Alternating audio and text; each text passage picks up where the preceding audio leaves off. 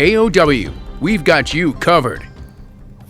First at 6, a warning tonight for parents after the tragic death of a Waupaca County toddler. Thanks for joining us. I'm Eric Morotek. And I'm Melissa Langben. News 9's Jake Senholz is live. He's out in Wausau right now with what you can do tonight to help keep your kids safe.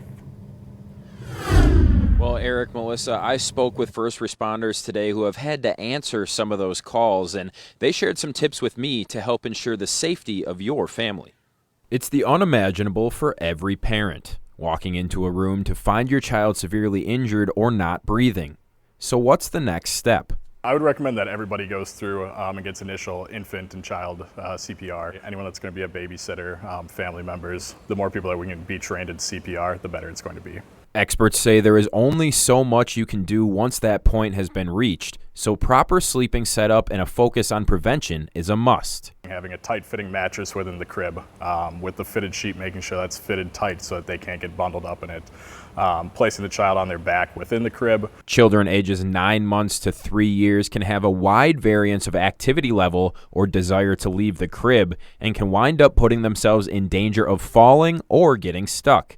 That's why it's essential to make sure their bed is safe with what you put in it and what you leave out. Most of the deaths that we saw out of the 100 infant deaths in cribs, play yards, and bassinets had to do with adding additional and extra bedding to that sleep space. So avoid adding any pillows, blankets, comforters to that sleep space. Of those roughly 100 infant deaths each year, over 80% of them lead back to one thing. Most cases of SIDS or sudden infant death syndrome is going to be related to suffocation. Getting stuck in the slats of a crib is going to be more of a manufacturing thing. So looking at our not properly installed cribs, cribs that the slats are too wide, we don't want those more than about 2 inches. Now, depending on who you talk to, experts say that something like baby monitors and foot pads to monitor children's heartbeats and breathing can be used, but you should always talk to your pediatrician to find out the best course of action. Live in Wausau, Jake Senholz, News 9, WAOW. Thank you, Jake. The link